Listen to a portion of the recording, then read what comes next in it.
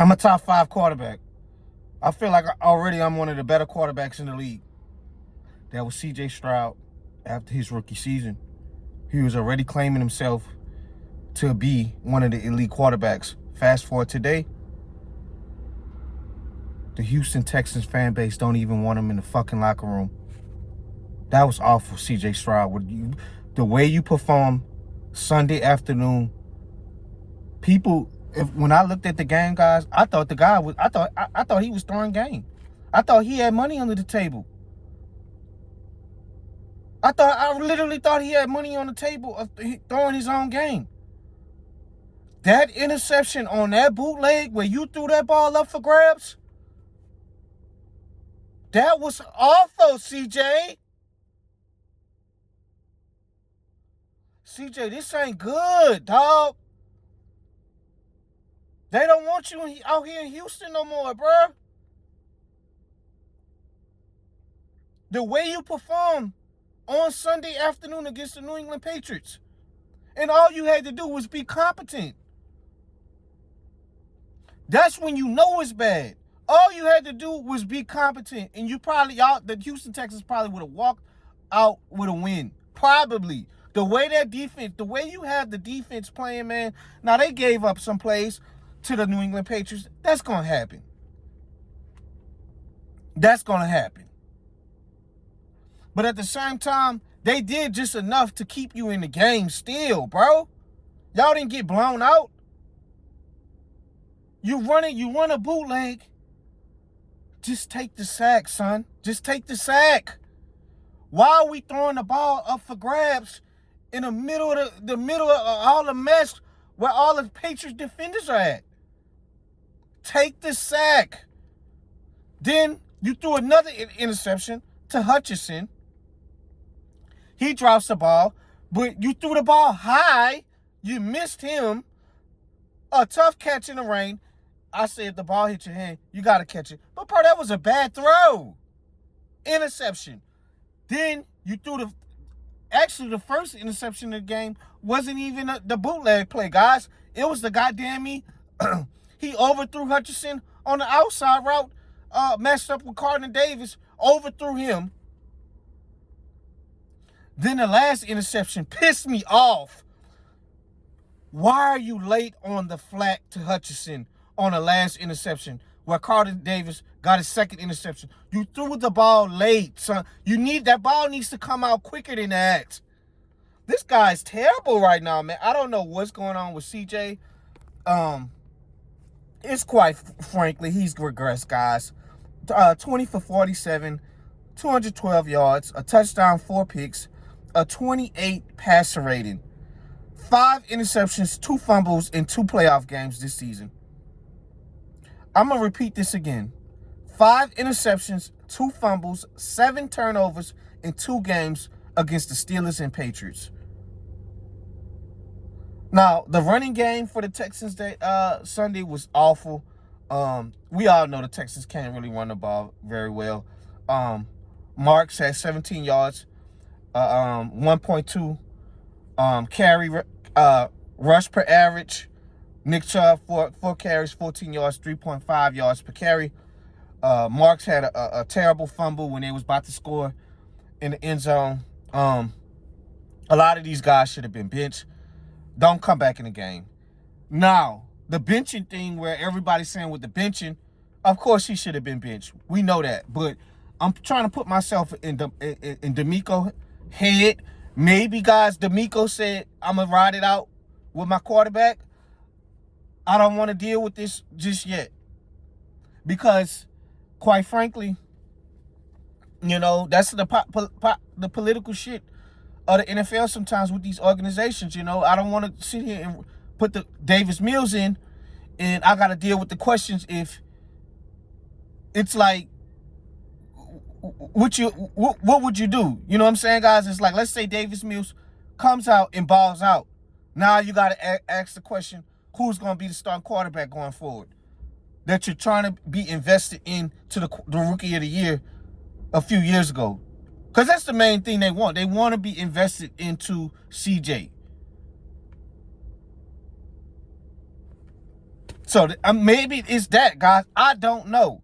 But at the end of the day, man, you got to put whoever out there to give you the best shot to win.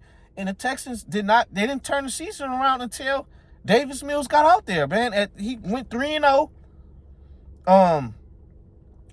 That emotional win against the Bills, played some other teams and did what the team asked, and then he didn't turn over the ball. I think he had 5 touchdowns to 1 pick.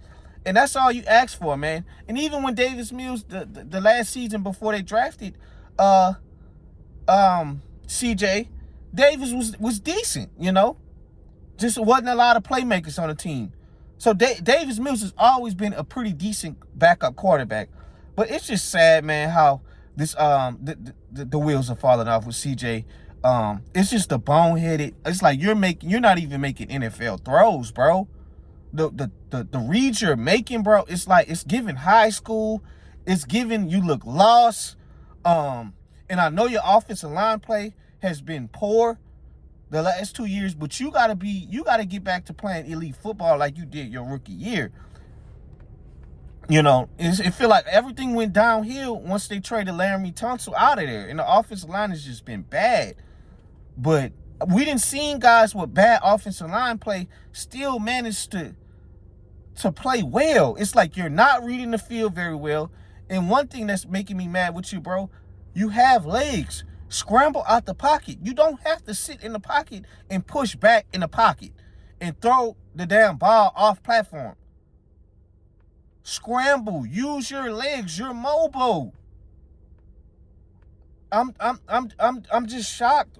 I'm shocked, man. It's crazy how these guys get clamored up.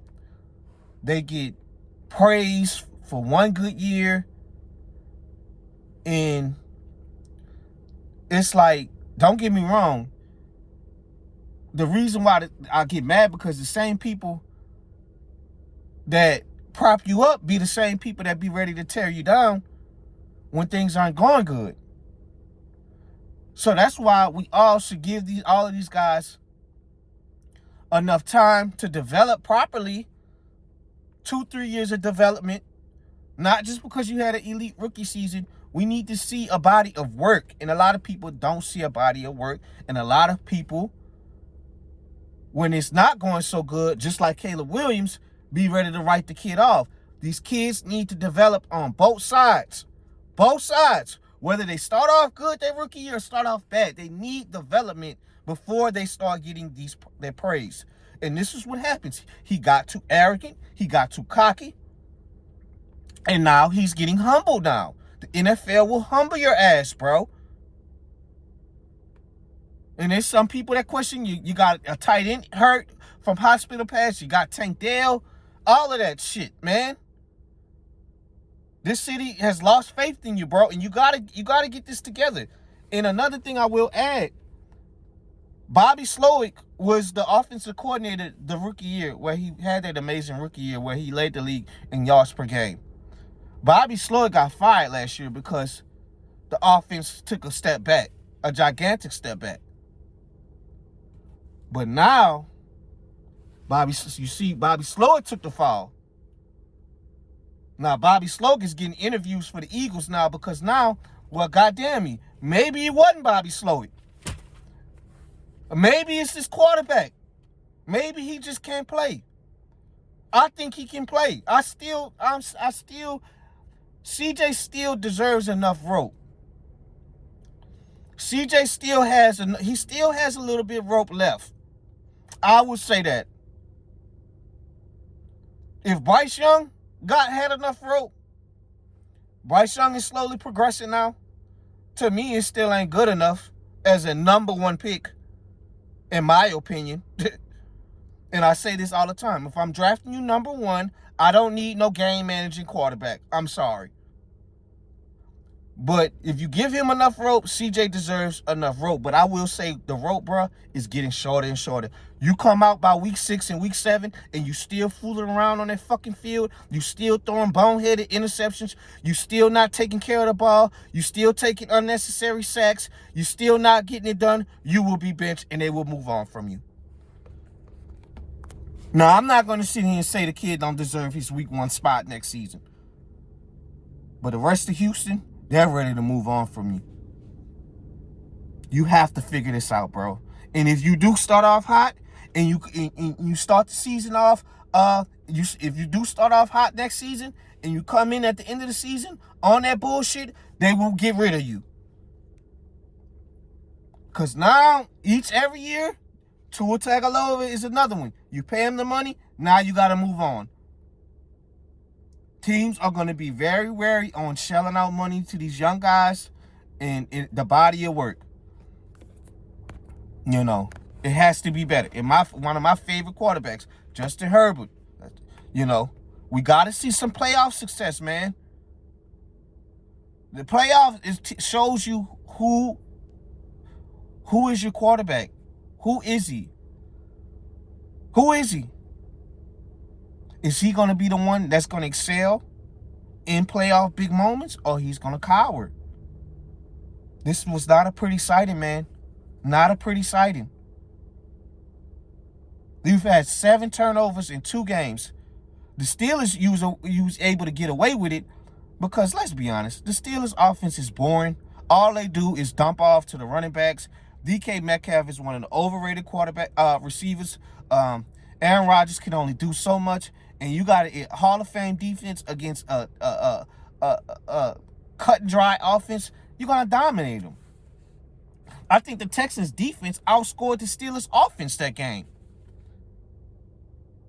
And for this defense, having a hell of a season, got one of the best 2-tandem pass rushers, got one of the best 2-tandem corners, got one of the best linebackers, El Shazier, star players all over the field. You have to take advantage of this, bro. Because everybody on defense is coming back next year, guys. Everybody's under contract next season, so they'll be back.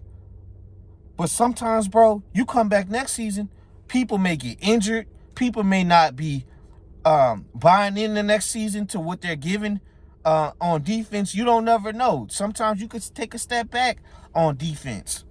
Injuries may happen. When you have a legendary defense like this that they had, man, you have to at least be competent, bro. Nigga, nobody telling you to throw 400 yards, 5 touchdowns. But, bro, be competent and take care of the damn ball. And if you would have took care of the ball, and it probably would have never went your way, with Miko Collins being out and Dalton Schultz leaving, we still would have gave you a lot of rope because we see what's going on. But you can't be the reason why your team lose like that, dog. You got to fight back, bro. You got to fight back next season. That's all I can say. I hope you bounce back. I like you. I think you're a good kid, but you're getting a humbling experience, man. You're getting on these podcasts, and you need to get back to focusing on your game because it's crunch time now. It's crunch time. You gotta you gotta go out there and go earn that second contract, bro. We can't keep buying off the rookie year, bro. You gotta go out there and earn that contract. You got to. Your career is getting serious now. You're going to be going into year 4, and this defense is not going to be here forever. Miko Collins ain't going to be here for you. Got to figure this shit out immediately, bro. I'm out.